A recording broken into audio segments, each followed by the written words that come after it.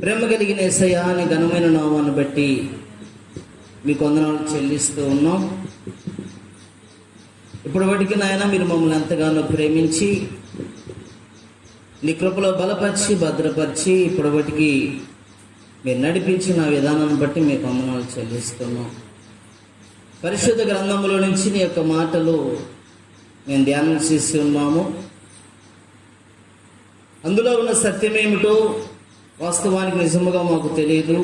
నోటి మాంద్యం కలిగిన వారం, విద్య తక్కువ ఉన్నటువంటి వారం నాయన. నిలబడేది మనుషుడే కానీ మాట్లాడేది పరిశుద్ధాత్మ దేవుడు అని మీరు మాట్లాడుతూ ఉన్నారు. కనుక కృపతో మీరే జ్ఞాపకం చేసుకొని మాకు కావలసినటువంటి మాటల్ని మీరు అందించి మహిమపరచుకొనమని నజరేయుడైన యేసుక్రీస్తు నామములో ప్రార్థిస్తున్నాము తండ్రి. ఆమేన్. దేవునికి స్తోత్రం. హల్లెలూయా. దేవుని యొక్క బిడ్డలైనటువంటి మనము యొక్క ఉదయకాల సమయంలో గడిచినటువంటి దినమున మనం ఏమి విన్నామనే దాని గురించి ఆలోచన చేస్తే 6వ వచనములో 101వ అధ్యాయము 6వ వచనములో అదేనా చదువు మళ్ళీ ఒకసారి. నా యొద్ద నివసించినట్లు దేశంలో నమ్మకస్తులైన వారిని నేను కనిపెట్టుచున్నానని మొదటగా విన్నాం. గడిచిన వారు ఎవరెవరు నమ్మకస్తులుగా ఉన్నారో వాళ్ళని బట్టి మనం కూడా నమ్మకస్తులుగా దేవునికి ఉండాలని ధ్యానం చేశాం. ఎవరెవరు వచ్చారు పేర్లు మొదటగా చెప్పండి.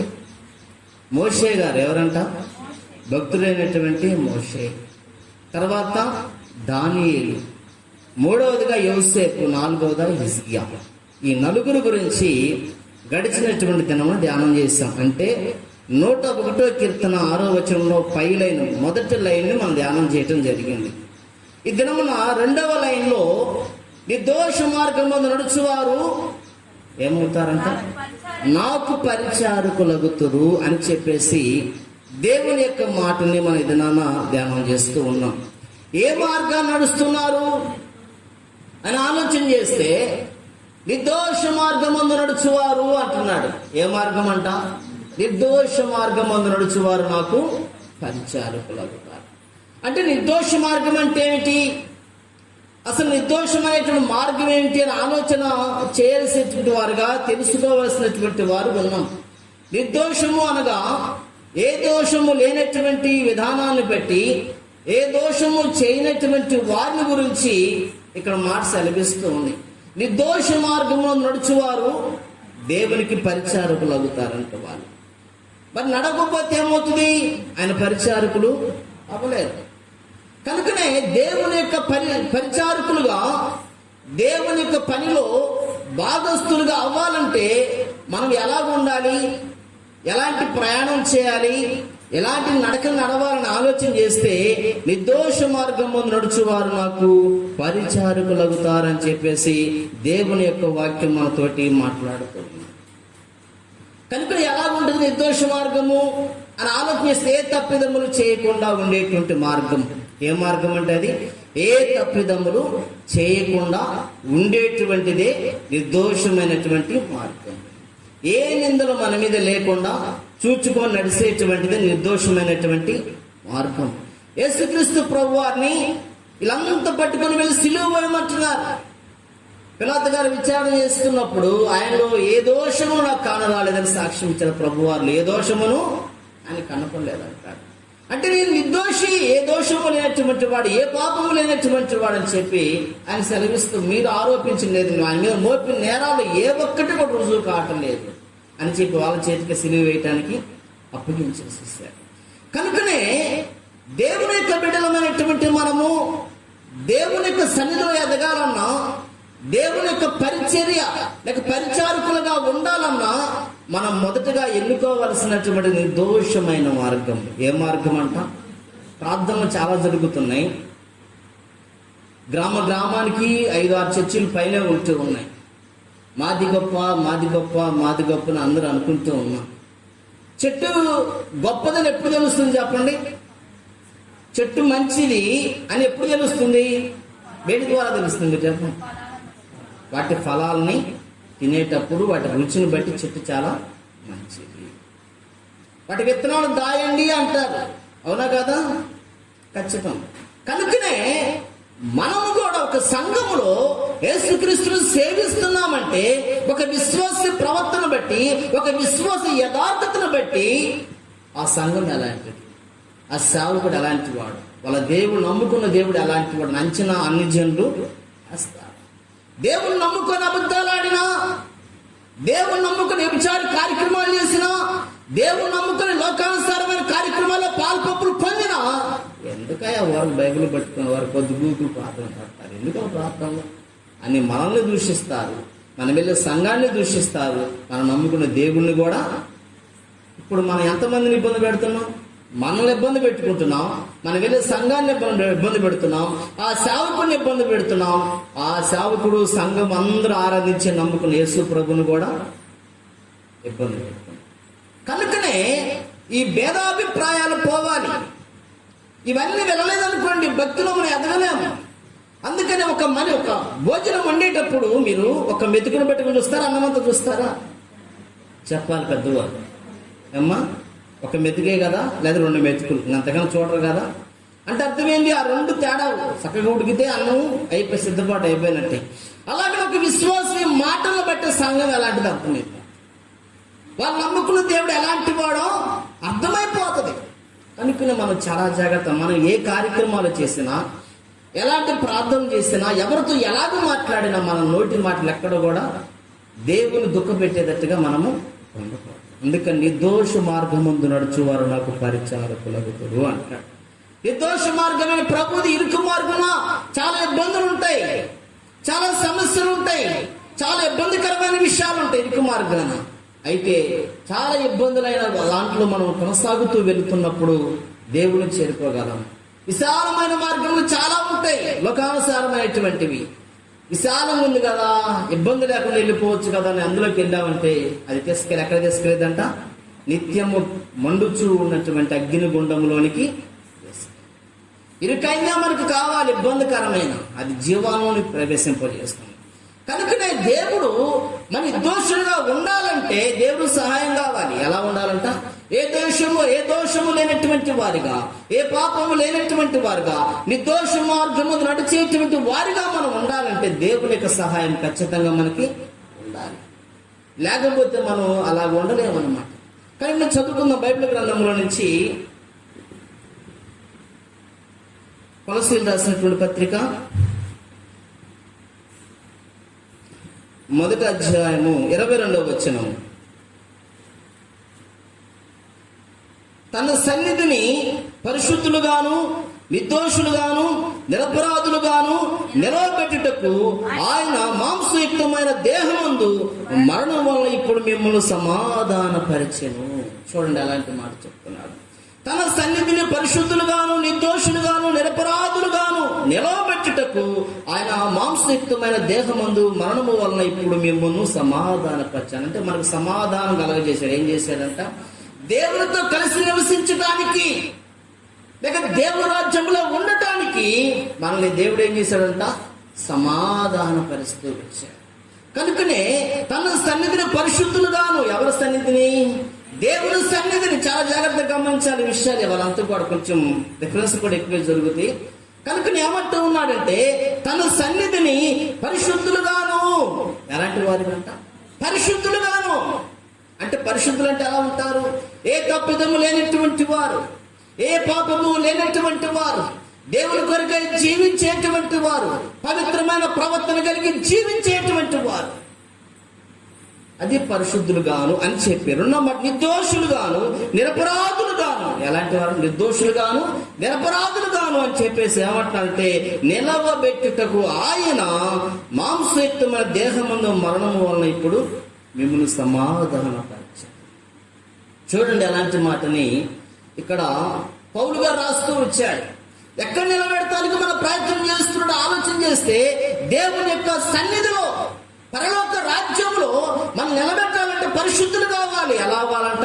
పరిశుద్ధులు అవ్వాలి, పవిత్రమైన జీవితం కలిగి ఉండాలి, దేవుని కొరకు ఏ తప్పిదము లేని వారిగా ఉండాలి. అలాగంటే మనం పుట్టకతోటే పాపంలో ఉన్నవారు కాదండి. ఎలా సాధ్యము? మీ వస్త్రాలకు మురికంటింది అనుకోండి, అలాగే ఉంచుకుంటారా?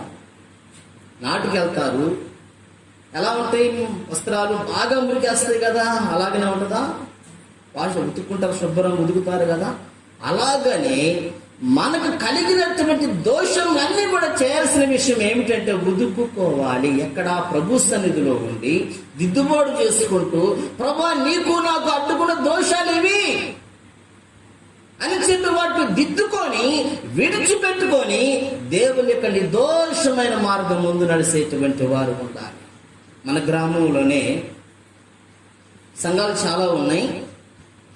వాటిలో కొన్ని సంఘాలు కూడా ఉన్నాయి, పెద్ద సంఘాలు, చిన్న సంఘాలు అన్నీ కూడా. నేను ఆలోచన చేస్తూ ఒక దినాన్ని అమరావతి వెళ్ళాను.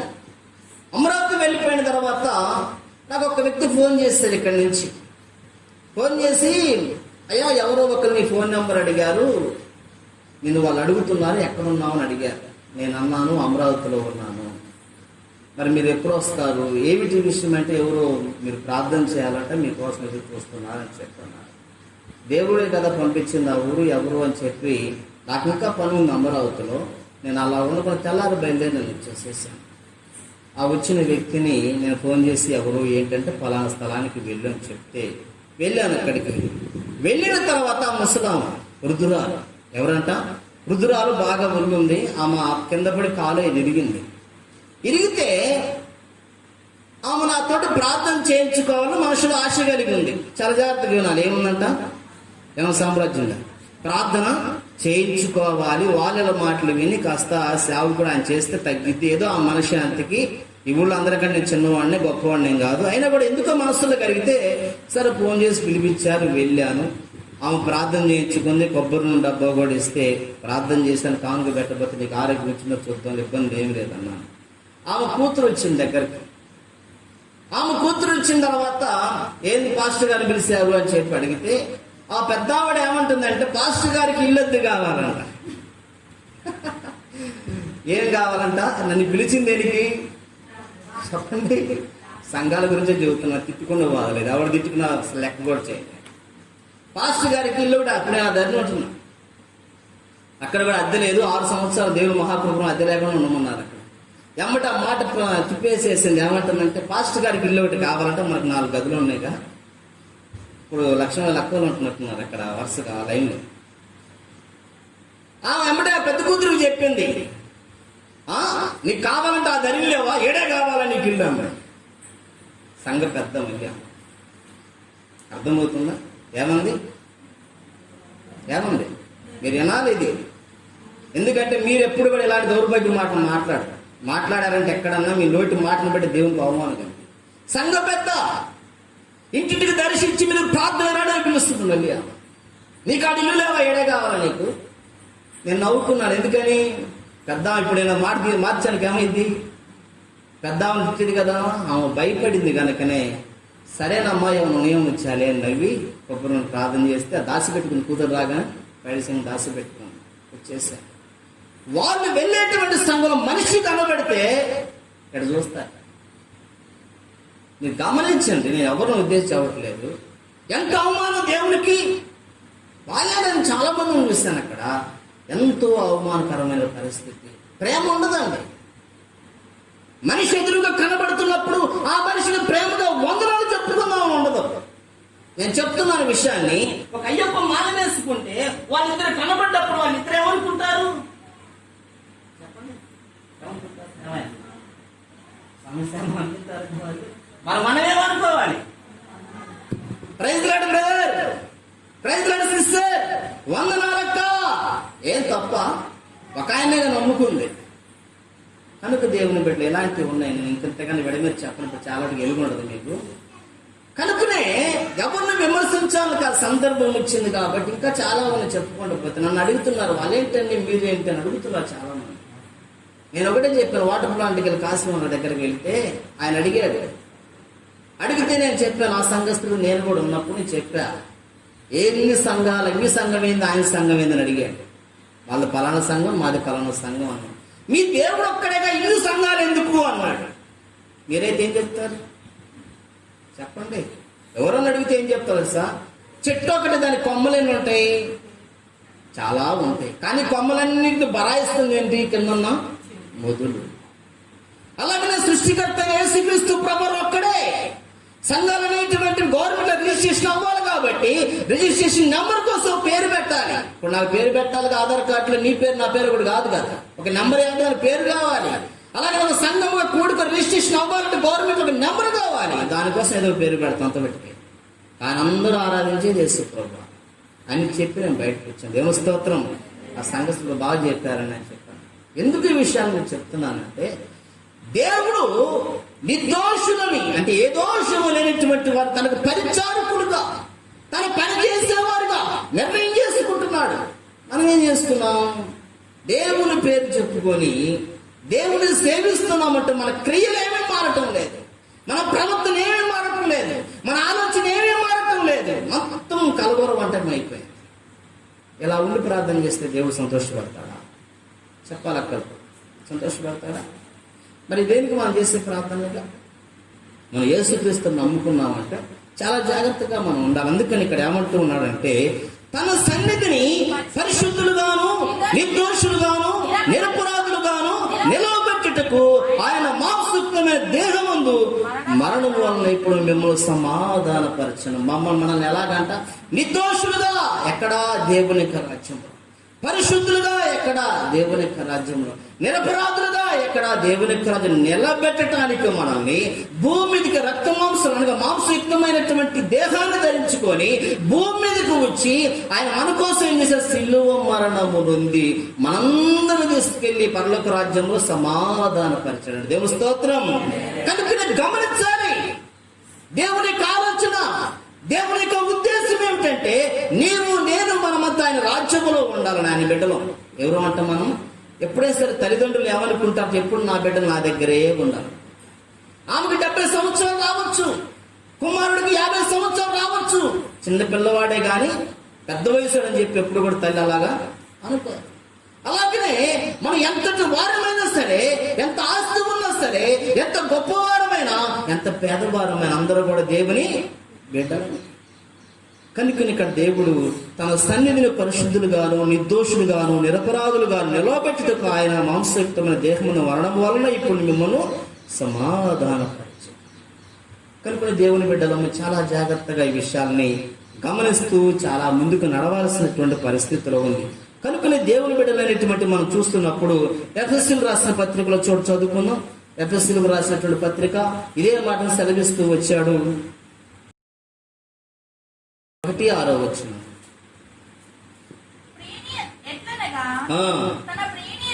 తన ప్రియునియందు తాను ఉచితముగా మనకు అనుగ్రహించిన తన కృపా మహిమకు కీర్తి కలుగునట్లు తన చిత్త ప్రకారమైన దయా సంకల్పము చొప్పున యేసుక్రీస్తు ద్వారా తనకు కుమారులుగా స్వీకరించుటకై మనలను ముందుగా తన కోసం నిర్ణయించుకొని మనము తన ఎదుట పరిశుద్ధులు నిర్దోషులై ఉండవల్లని జగత్తు పునాది వేయబడక మునిపే ప్రేమ చేత ఆయన క్రీస్తులో మనము ఏర్పరచుకొనెను. చాలు చాలు. చూడండి ఎలాంటి విషయాలు దేవుని యొక్క పరిశుద్ధ గ్రంథంలో రాస్తూ వచ్చాడు. ఏమంటున్నాడంటే, తాను ఉచితముగా మన అనుగ్రహించిన తన కృపా మహిమకు కీర్తి కలుగునట్లు తన చిత్త ప్రకారమైన దయా సంకల్పము చొప్పున యేసుక్రీస్తు ద్వారా తనకు కుమారునిగా స్వీకరించుటకై మనను ముందుగా తన కోసం నిర్ణయించుకొని మనము తన ఎదుట పరిశుద్ధులుగాను నిర్దోషులుగాను ఉండవల్లని జగత్తు పునాది వేయబడక మునిపి క్రీస్తులో మనల్ని ఏర్పాటు చేసుకోండి. ఎక్కడంట? జగత్తు పునాది వేయబడక మునిపే. ఎప్పుడంట? ఈ జగత్తుకు పునాది వేయబడక మునిపే దేవుడు నిర్ణయమైపోయింది. అలాగా క్రీస్తులో మనల్ని కూడా ఏర్పాటు చేసేసుకున్నాడు. నా రక్షకుడుగా నా కుమారుడు భూమి మీద పంపిస్తాను. ఆయన ద్వారాగా ఈ గ్రామమే కాదు ప్రపంచంలో ఉన్న ప్రతి మానవుడిని కూడా ఈయన ద్వారాగా రక్షించుకొని నా రాజ్యాన్ని తెచ్చుకుంటాను అని చెప్పి దేవుడు ఎలాగంటే క్రీస్తులో మనల్ని ఏర్పాటు చేసుకున్నాడు. ఉదాహరణకి ఇప్పుడు నేను ఉన్నాను, నేను పుట్టాను, మీకు కనబడుతుంది కదా. ఇప్పుడు నాకు 40 సంవత్సరాల పైన ఉంది. నాకు కుమార్తె వచ్చింది. ఎవరంట? ఆమె పుట్టకమును పేడుంది. మీకు అర్థం అవడం అసలు నా కుమార్తె పుట్టక మునిపి ఆడము నాలో ఉంది. ఎక్కడుందంట? నాలో ఉంది. నేను పుట్టకతలకి ఎక్కడున్నాను? మా నాన్నగారిలో ఉన్నాను. ఆయన పుట్టకతలకి ఎక్కడున్నాడు? వాళ్ళ నాన్నగారు. అలాగే మీరు కూడా అలాగనే మనల్ని క్రీస్తులో ఏర్పాటు చేసుకున్నాడు. ఎక్కడ ఏర్పాటు చేసుకున్నాడంట? క్రీస్తులో ఏర్పాటు చేసుకున్నాడు. అంటే క్రీస్తు ద్వారా రక్షించి ప్రతి పాపం నుంచి విడిపించి తన రాజ్యంలోనికి మనం తీసుకుని వెళ్ళాలని జగత్తు పునాది వేయబడక మునిపే దేవుని యొక్క నిర్ణయము. ఇయాలేదు మనం అనుకోవటం కాదు, మనమే దేవుని సన్నిధిలో ఉన్నాం అనుకోవటం కాదు. కానీ అర్థం ఏమిటని ఆలోచన చేస్తే జగత్తు సృష్టించక మునిపే ప్రభువైన క్రీస్తు భూమి మీదకి రాకడానికే దేవుడు నిర్ణయాన్ని తీసుకున్నాడు. ఏం చేసుకున్నాడంట? చాలా మందికి పిల్లలు పుట్టక మునిపే నాకు పిల్లలు పుడితే అబ్బాయినైతే ఇలా చదివించాలి, అమ్మాయినైతే ఇలా చదివించాలి, ఆశలు కోరికలు ఉంటాయి కదా. అలాగే దేవుడు కూడా జగత్తు పునాది వేయబడక తలకి ఆ నిర్ణయము తీసేస్తుంది. నిర్దోషులుగాను, పరిశుద్ధులుగాను, నిరపరాధులుగాను ఈ విధంగా ఉంచి మనం తనతో సమాధానపరుచుకొని తన రాజ్యంలోనికి మనం ఆహ్వానించడానికి దేవుడి యొక్క నిర్ణయాన్ని తీసుకున్నాం. దేవుని స్తోత్రం, హల్లెలూయా. కనుక నీవు నేను ఎలాంటి వారుగా ఉంటున్నాం? నిర్దోషులుగా ఉన్నట్టుకు మనం ఎంతగానో ప్రయాసపడాల్సినటువంటి పరిస్థితి ఉంది. కానీ నీ ధనాన మనం ఆలోచన చేస్తున్నటువంటి విషయం ఏంటంటే నిర్దోష మార్గం ముందు నడుచువారు నాకు పరిచారకులు. అంటే దేవుని పని చేసే వాళ్ళగా దేవుడు ఎన్నుకుంటాడని చెప్పేసి దేవుని యొక్క వాక్యాన్ని మనం ధ్యానం చేయడం జరిగింది. కనుక నీ యొక్క నిర్దోష మార్గం నడిచే ప్రతి వారు కూడా దేవుడే పిలుచుకుంటాడు. దేవుడు తన పని కోసం నిర్ణయం తీసుకుంటాడు. వాళ్ళలో ఉన్న ప్రతి దోషాన్ని తీసివేసి తన రాజ్యానికి తీసుకొని వెళ్తాడు. అయితే దేవుని యొక్క భాగంలో పరిచారకులు ఎవరంటే మొదటగా నిర్దోషం అనే దాన్ని ధ్యానం చేశాం, అవునా కదా? నిర్దోషం అనే దాన్ని ధ్యానం చేశాం. రెండోది పరిచారకులు. ఈ పరిచారకులు ఎవరు? ఈ పరిచారకులు చేసే పరిచయం ఏమిటి అని ఆలోచన చేస్తే పరిచారకులు చేసే పరిచయం చాలా విషయాల్లో ఉన్నాయి. ఏమండి, మేము ప్రార్థనకి వెళ్తున్నాం, లోతైన అనుభవాలు తెలియదు, లోతైన విషయాలు తెలియదు, అసలు పరిచయం అంటే ఏమిటి? మీరు దేవుని సేవ కోసం ఇక్కడ ఉన్నారు, దేవుని సేవ చేస్తున్నారు, దేవుని వాక్యాన్ని బోధిస్తున్నారు, మేము బలహీనమైతే మా కోసం ప్రార్థన చేస్తున్నారు, మాకు దర్శనంలో కళలు వస్తుంటే అర్థాలు చెబుతున్నారు, మా కోసం కన్నీరు గార్చి మా కోసం వేడుకుంటున్నారు. ఇంతవరకు బాగా ఇది మీరు చేస్తున్న పరిచయం. మరి విశ్వాసం చేయాల్సిన పరిచయం, క్రైస్తవులు చేయాల్సిన పరిచయం చాలా ఉన్నాయి. ఎన్నున్నాయంట? చాలా ఉన్నాయి. వీటన్నిటిలో మనం ధ్యానం చేసుకుంటూ వెళుతుంటే అపోస్తుల కార్యాలు 18వ అధ్యాయం చదువుకుందాం. అపోస్తుల కార్యములు 18వ అధ్యాయము 24వ వచనం కానించి కొన్ని మాటలు మనం ధ్యానం చేద్దాం. అలెగ్జాంద్రియుని వాడైన అపోల్లోను యొక్క యూదుడు ఎఫెసునకు వచ్చెను. విద్వాంసుడును లేఖనములందు ప్రవీణుడై ఉండెను.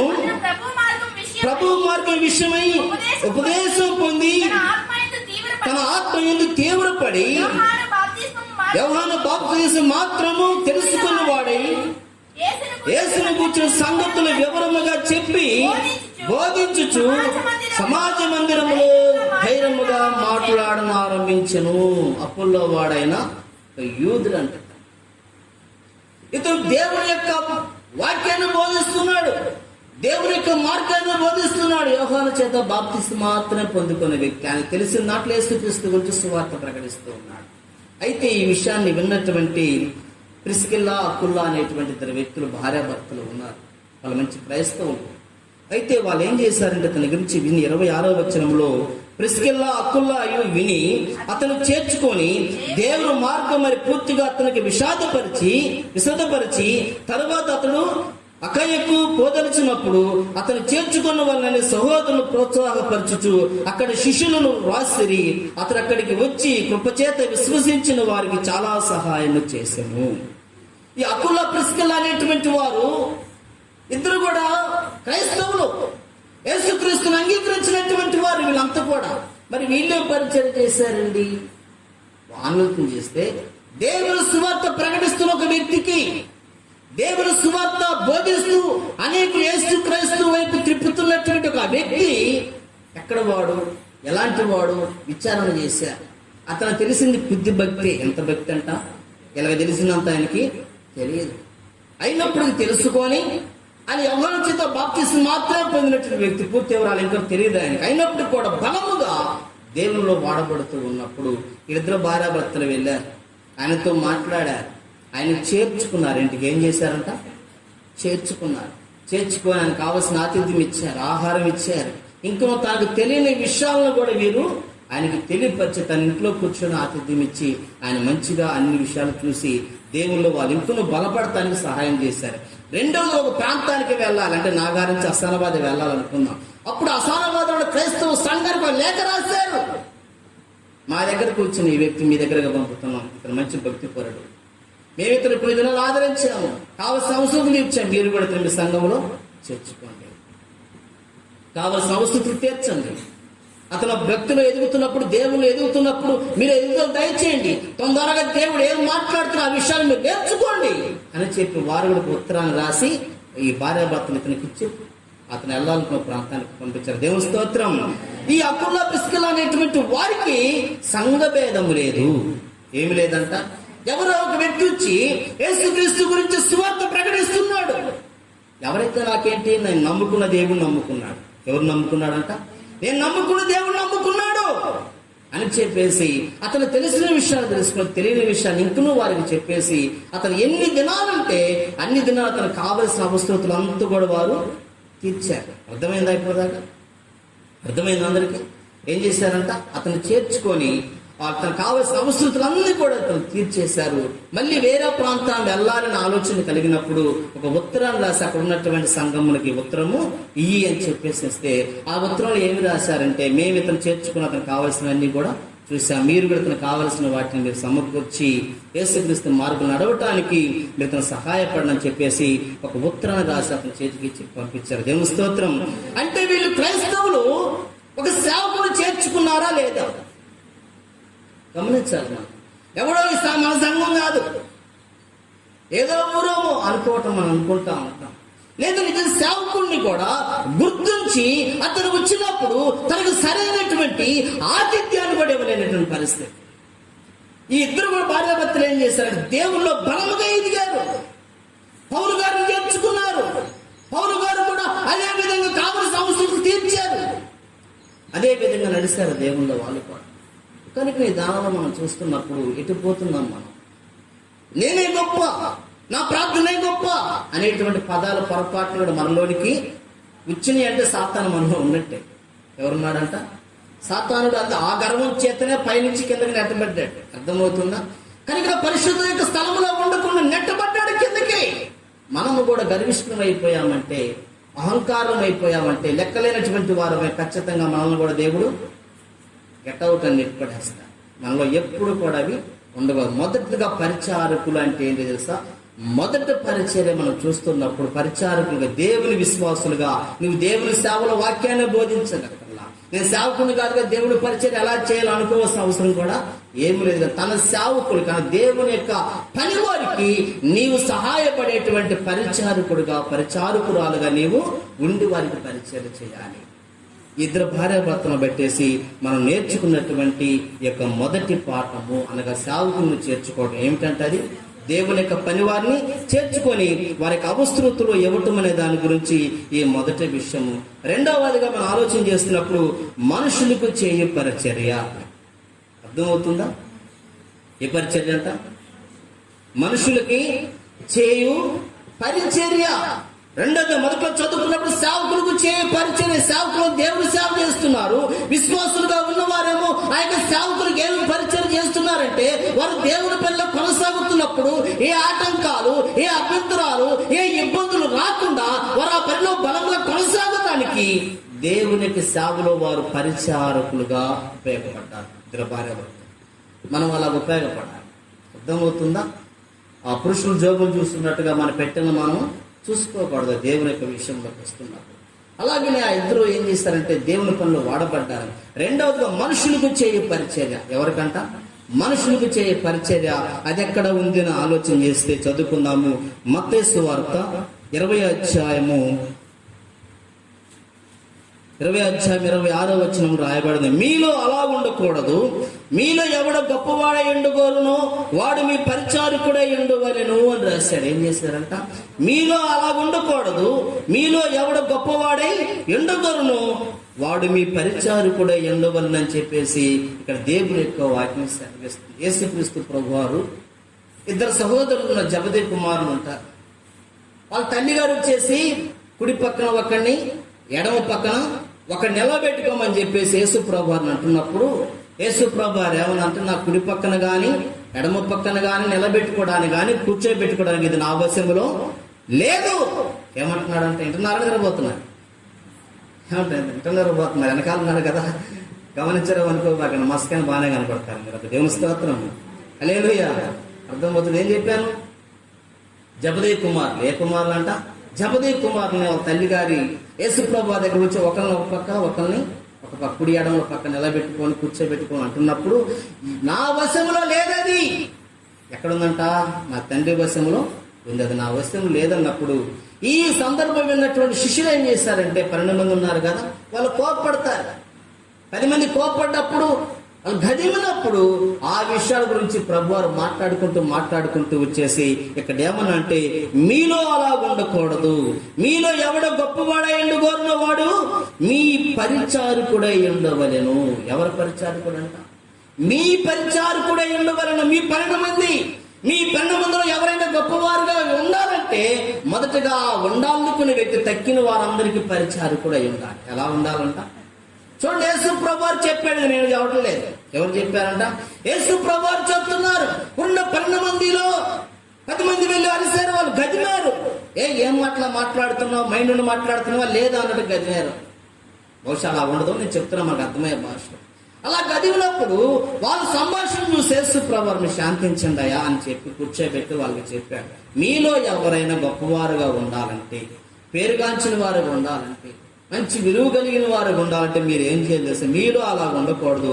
మీలో ఎవడు గొప్పవాడై ఉండగోరునో వాడు మీ పరిచారకుడై ఉండవలెను. మీతో తగ్గిన 11 మందికి పరిచయం చేసేవాడు ఉండాలి, పరిచారకుడుగా ఉండాలి, పనివాడుగా ఉండాలి, వాళ్ళ అవసరం తీర్చేవాడుగా ఉండాలి. అప్పుడు పరలోకంలో గొప్పవాడు ఉంటాడు. అర్థమవుతుందా?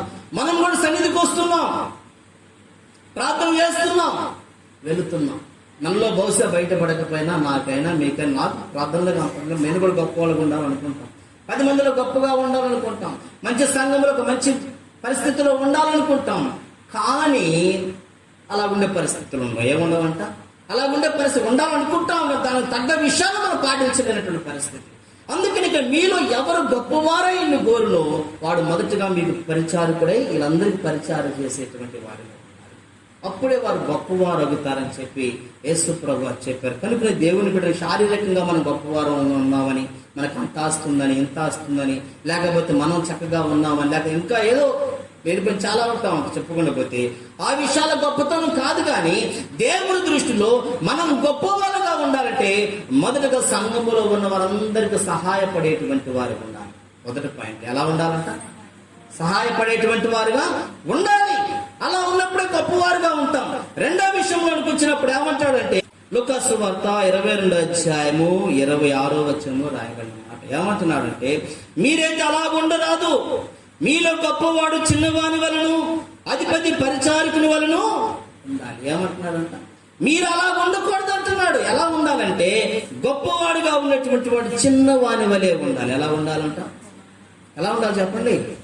చిన్నవాని వలె. చిన్నవాడిని మనం ఏం చేస్తాం? అందరూ ఇష్టపడతాం లేదా? పిల్లవాడు ఇక్కడ బుడ్డోడు ఉన్నాడు, వాడు నడుస్తున్నాడు, అందరూ ఇష్టపడతాం లేదా? ఆ చిన్నమ్మాయిని ఇష్టపడతాం లేదా? చిన్నవాని వలె ఉండాలి. ఎవరు ఉండాలి? గొప్పవాడు, బాగా ఆస్తున్నటువంటి వాడు, బాగా అందం ఉన్నటువంటి వారు, బాగా ఉన్నమైన మంచి పేరు కలిగినటువంటి వారు ఎలా ఉండాలంటే చిన్నవాని వలె ఉండాలి. అంటే చిన్న పిల్లోడు వలె సంఘములు నడుచుకునే వారిగా, దేవుళ్ళు నడుచుకునేటువంటి వారు ఉండాలంట. రెండో మాట ఏమంటుందంటే అధిపతి పరిచారకుని వలె ఉండవలెను. అధిపతి అంటే ఒక అధికారి. ఎవరంట? ఒక అధికారి. ఎలా ఉండాలి? పరిచారకుని వలె, అంటే ఎదుటివానికి పనిచేసే పెట్టే ఒక వ్యక్తిగా. కనుకనే దేవుని బిడ్డలైనటువంటి వారము మొదట్లో చదువుకుంటేనేమో సేవకులకు చేయ పరిచర్య విశ్వాసులు, రెండో విషయంలోకి వచ్చినప్పుడు ఇక్కడ ఏమంటున్నారంటే, సంఘములో ఉన్నటువంటి వారు ఎవరైనా సరే గొప్పవారుగా ఉండాలంటే, దేవుడు కనుదృష్టిలో గొప్పవారుగా ఉండాలంటే, మనకు కలిగినటువంటి వారి మధ్య మనం ఎలా ఉండాలంట? చిన్నవాని వలె ఉండాలి. ఎలా ఉండాలంట? చిన్నవాని వలె ఉండాలి. పరిచారకుల వలె మనం ఉండాలి. అప్పుడు ఏ విధంగా అయితే నడుచుకుంటూ ఉంటామో అప్పుడు దేవుడు ఏం చేస్తాడంటే గొప్పవారిగా చేస్తాడు. ఏం చేస్తాడంట? గొప్పవారిగా చేస్తాడు. అందుకనే నేను ఒక సాక్ష్యాన్ని మీకు చెప్పాలనుకుంటున్నాను. టైం తీసుకోవాలండి. ఏమిటో సాక్ష్యం అంటే, ఒక జిల్లా కలెక్టర్ గారు జిల్లా అధికారి, ఆయన కలెక్టర్ గారు అన్నమాట. ఆయన ఉద్యోగం చేస్తూ ఉన్నాడు. ఉద్యోగం చేస్తూ ఉన్నప్పుడు తన భార్య బలహీనరాలు అయిపోయింది, అంటే జబ్బును పడింది. జబ్బును పడిన తర్వాత వాళ్ళకి తెలిసినటువంటి ఆ జిల్లాలో ఇంకా చుట్టుపక్కల ప్రాంతాల్లో ఉన్నటువంటి వైద్యశాలన్నిటికీ తీసుకువెళ్ళారు. ఎక్కడ కూడా ఆమెకి విడుదల రాలేదు, ఆరోగ్యం రాలేదు. వాళ్ళు ఏం చెప్పారంటే, ఆఖరిగా నువ్వెంత డబ్బు ఖర్చు పెట్టినా అది వ్యర్థమే, దయచేసి ఇంకా డబ్బు ఖర్చు పెట్ట అనవసరం, 4 రోజులు కళ్ళకి పెట్టుకొని నువ్వు ఉండిపో అని చెప్పి ఆయన కలెక్టర్ కనుక మర్యాదపూర్వకంగా ఆయన చెప్పారు. సరే, ఇంకేటో అవకాశం లేదు. తన ఇంటికి తీసుకొచ్చి తన గదిలో తన మంచం మీద పరుండు పెట్టి కూర్చొని ఏడుస్తూ ఉన్నాడు. తను ఏమీ తినలేదు, ఏమీ త్రాగలేదు, తన పనులు కూడా తను చేసుకోలేదు. అన్నీ కూడా తానే ఆమెను చంటి పిల్లలాగా చూసుకుంటూ తన చేతుల్లోకి ఎత్తుకొని ఆ భుజం మీద చేసి తన చెంచాతో తినిపించేటువంటి పరిస్థితి, త్రాగించేటువంటి పరిస్థితి, ఆమెకు వస్త్రాలు మార్చుకుని వాళ్ళన్నీ కూడా ఆయన చేసే పరిస్థితి. కంటతడి పెట్టుకుంటున్నాడు. అధికారి ఉన్నాడు. ఏమి అర్థం కానటువంటి పరిస్థితిలో ఉన్నాడు. ఈలోపు ఎవరో ఒకరు చెప్పారు, ఆ ఇంట్లో పనిచేసేవాళ్ళయా, మీరు కోపండి అంటే నేను మీకు ఒక విషయాన్ని చెప్తాను అన్నారు. దేవస్తోత్రం. ఏమన్నారంటే, కోపండి అంటే ఒక విషయాన్ని చెప్తాం అన్నప్పుడు, చెప్పండి, ఇంకేముంది, మా పరిస్థితి అంతా అయిపోయింది. ఆమెకి ఏదన్నా అయిందంటే నాకు ఎంత ఉన్నా కూడా ఉపయోగము లేదు కదా, చెప్పండి అన్నప్పుడు చెప్పారు వాళ్ళు. ఏమన్నారంటయ్యా, అన్ని చేసావు, చాలా మంది వైద్యుల దగ్గరికి వెళ్ళావు, పని లేదు, అనేకమైన చాట్లు కూడా తిరిగి వచ్చాము, ఎక్కడ పని కాలేదు, మేము చెబుతున్న చిన్న పని కూడా చేయాలి, ఎట్టో ఆమె రేపో మాపు అనేది తట్టుకుంది అన్నప్పుడు, ఏంటో చెప్పండి, యేసుక్రీస్తు నమ్ముకు, ఆయన దగ్గరికి వెళ్ళయ్యా అని చెప్పారు. మొదట్లో కొంచెం ఇష్టం కాదు, వినేటప్పుడు కొంచెం ఇబ్బంది, ఇంత వల్ల కానీ ఆయన వల్ల ఇద్దా అన్నట్టుగా మనసులో ఉంది. సరే, ఏదైతే మంచి కోసం చెప్పారు, నా భార్య బ్రతుకుతే చాలు, ఎవరైతే నాకేంటి అనేటువంటి ఆలోచనలో కలిగి ఏం చేశాడంటే, సరే ఎప్పుడంటే ఆదివారం చర్చి ఉంటుంది, మీరు ఆ రోజు వెళ్ళండి. ఏ చర్చికి వెళ్ళాలో తెలియదు, ఏ చర్చికి వెళ్ళమని కూడా వారు చెప్పాలి. ఆయన నమ్ముకు అక్కడికి వెళ్ళమని చెప్పారు. ఆదివారం ఉదయాన్నే లేచాడు, భార్యకు స్నానం చేయించేసి చక్కగా తనకు కావలసినటువంటి సమకూర్చి చేసేసి, ఆహారం వస్త్రాలు ధరింపజేసేసి సిద్ధపాటు కలిగి బయటకు వచ్చాడు. ఒక రిక్షా ఇంటి ముందు నిలబడి ఉంటే వెళ్ళిపోయి రిక్షాలో కూర్చున్నాడు. కలెక్టర్ గారు రిక్షాలో కూర్చుంటే అతను ఏమంటాడు, ఆశ్చర్యపోతాడు లేదు, తన కారు అన్నీ ఉన్నాయి, సెక్యూరిటీ అంతా ఉంది, వాళ్ళందరూ మీరు ఆడికి వద్దని చెప్పేశాడు. రిక్షాలో కూర్చున్నాడు. నీకు నచ్చిన చర్చి దగ్గర పోనేమో. దేవుని స్తోత్రం. జరిగిన విషయాన్ని కొంచెం మీకు అర్థం చెప్పలేకరనగా నా భాషలో చెప్తున్నాను, మీకు అర్థం అవటం కోసం. సరే, దగ్గరలో చర్చి దగ్గరికి నీకు అనుకూలంగా చర్చి దగ్గర పోనేమంటే అతను పోనిచ్చి ఒక చర్చికి తీసుకెళ్ళాడు. తీసుకెళ్ళిన తర్వాత మంచిగా ఆరాధన జరుగుతుంది, టైం తెలియదు కనుక ఆరాధన జరుగుతానే ఉంది. సరే, వెళ్ళాడు, కూర్చున్నాడు, ఆరాధన అయిపోయింది, అందరూ ప్రార్థన చేయించుకుంటూ ఉన్నారు. ఈయన కలెక్టర్ గారు కనుక ఆ ప్రాంతం తెలిసిన వాళ్ళు ఎవరొకళ్ళు ఉంటారు కదా, ఈయన దగ్గరకు వచ్చేసి ఈయన పరిచయం చేసుకొని ఆయన నమస్కారం పెట్టి ఈయన నమస్కారం మంచి చేసుకొని, అయ్యా ఏంటంటే ఇది పరిస్థితి నా భార్యకి, నాకు ఒకరు చెప్పారు ఇక్కడికి వెళ్తే ప్రభు బాగు చేస్తాడని, ఆ ఆశతో నేను ఇక్కడికి వచ్చానని చెప్పంటే ఆ పాస్టర్ గారితో అందరూ ప్రార్థన చేయించుకుంటూ ఉన్నారంట. ఈయన వెళ్ళిపోయి మొదటిగా కలెక్టర్ గారు వచ్చారండి, ఇది పరిస్థితి అండి, తీసుకురమ్మంటారంటే తీసుకురాను, అంతగా అధికారి కదా కాస్త పిలవండి అన్నప్పుడు ఆ ప్రార్థన చేసి కొంచెం పక్కన ఉన్నాము ఒక నిమిషం అని చెప్పి ఆ కలెక్టర్ గారు పిలిపించి, అయ్యా ఏంటి పరిస్థితి అన్నప్పుడు, ఇది నా పరిస్థితి, నా భార్యకు బాగా, ఆమె చావు బతుకుల మధ్య ఉంటుంది, ఆమె లేకపోతే నేను నా పిల్లలు ఎక్కడో ఉన్నాను, ఆమె ఆహారం తినలేదు, స్నానం చేయలేదు, తన పని తను ఏది చేసుకోలేదు, వైద్యుల దగ్గరికి ఎక్కడికో వెళ్ళాను కానీ ఎవరు కూడా ఉపయోగం లేదు, ఎంతో ఖర్చు పెట్టాను, వాళ్ళు రోజుల మనిషి అని చెప్పారు, ఇంట్లో పెట్టుకొని చిన్నపిల్లలా చూసుకుంటున్నాను, విశ్వాసంతో ఇక్కడికి వచ్చాను, నా భార్యను బ్రతికించవా అని కంటతడి పెట్టుకున్నాను. ఆయన కూడా కళ్ళు తెలుసుకొని, సరే నేను ఒక పని చెప్తాను చేస్తావా అని అడిగాడు. చెప్పండి అయ్యా, ఏదైనా చేస్తాను అన్నారు. సరే, మీరు అధికారి, మీతో నేను మాట చెప్పకూడదు కానీ దేవుని విషయం చెప్తున్నాను, చర్చి బయట చర్చిలోకి వచ్చే వాళ్ళంతా కూడా చెప్పులు ఇస్తారు, మీరు వెళ్ళి ఆ చెప్పులను శుభ్రం చేయండి, తర్వాత మీరు రండి, నేను ప్రార్థన చేస్తాను. నేనేంటి అని అనుకోలేదంట ఆయన. తన భార్య బ్రతకాలి, తనతో కలిసి జీవించి సంతోషంగా ఉన్న దినాలు జ్ఞాపకం చేసుకుంటూ, నా భార్య లేకుండా నేను బ్రతికి సుఖం ఏంటి? చెప్పులు పట్టుకోవడం పెద్ద నామోసం, నా భార్య బ్రతికితే చాలు, దేవుని కోసం చేస్తానని చెప్పి వెళ్ళిపోయి ఆ చెప్పుల దగ్గర కూర్చొని, చెప్పులు కుట్టే వారి కంటే ఘోరంగా కూర్చొని, తన దగ్గర కచ్చిపో మురికైపోయింది, బట్టలు మొత్తం చక్కగా తులసి చెప్పులన్నీ కూడా వరుసగా పెట్టాడు మొత్తాన్ని. సంఘమంతా వెళ్ళిపోయారు. ఆ వ్యక్తి తీసుకురమ్మంటారండి, ఆఫీసర్ గారిని అంటే తీసుకురాలి అంటే ఆయన లోపల తీసుకొస్తే మొదట చూసినటువంటి ఆ యొక్క ఆఫీసర్ని ఈ పాస్టర్ రెండోసారి పోల్చుకునే పరిస్థితులు. సేవకుడికి కంటతడి చేసిందంట.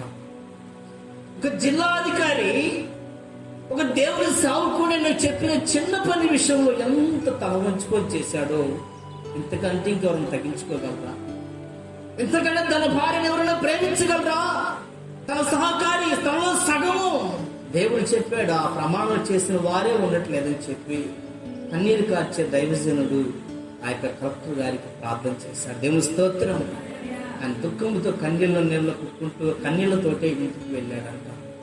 వెళ్ళిపోయి అమ్మటే సరాసరి తన ఇంటి గదిలోనికి వెళ్లకుండా ఆ కింద ఉన్న గదిలోనికి వెళ్ళి స్నానం చేసి వస్త్రాలు మార్చుకొని, తన భార్య మధ్యాహ్నం అయింది, తనకు కావలసిన తినలేదు, తాగటానికే వెళ్తుంది కనుక కావలసిన తీసుకుని వెళ్ళి ఆ పండుకున్న లేపి చేతి మీద తీసుకుని త్రాగించేటువంటి పరిస్థితి. ఈ స్థితిలో ఉండి ఆమెను తీసుకొని అలా తాపించుకోవాలంటూ దుఃఖంతో వెళ్తున్నాడు. ఆ తలుపు అలా తీయగానే చేతిలో ఉన్నాయన్నీ కూడా చూసినటువంటి భార్య ఏమంటుందో తెలుసా? అయ్యో, పిలిస్తే నేనే వచ్చేదానిగా, మీరెందుకు వస్తున్నారని చెప్పేసి పరిగెత్తుకుంటూ వాకిల దగ్గర వచ్చింది. దేవుని స్తోత్రం. లేదు, అసలు మంచం మించి లేవలేనటువంటి మంచం మించి లేచి కూర్చోలేదు. ఆమెను లేపి తన పక్కన కూర్చొని ఇలాగా చేతిలో పెట్టుకొని అవన్నీ తాపిస్తూ కళ్ళనీళ్ళు పుక్కునేటువంటి వాడు, నేను ఇంకా బ్రతుకున్నా, నేను ఇబ్బంది పెడుతున్నాను భార్య అంటున్నప్పుడు అలా అనుకోక అని చెప్పారు ఎటువంటి వాడు. అలాంటి వ్యక్తి వాకిల్లోకి వచ్చేటప్పుడు తలుపు తీసేటప్పుడుగా చేతిలో ఉన్నవన్నీ చూసి భార్య ఒక్కసారిగా, అయ్యా మీకెందుకు శ్రమ, నేనే వచ్చేదాన్ని కానీ పరిగెత్తుకుంటూ వచ్చిందంట. అక్కడ పడే సావంతినే మోకాళ్ళు వేసి, ప్రభువానికి స్తోత్రం, నీలో ఇంత గొప్పతనం ఉందని నాకు తెలియలేదు. అనేకమైన వైద్యుల దగ్గరికి నేను వెళ్ళాను, అనేకమైన చాట్లకు వెళ్ళాను, ఏమన్నా బాగు చేస్తారో అని.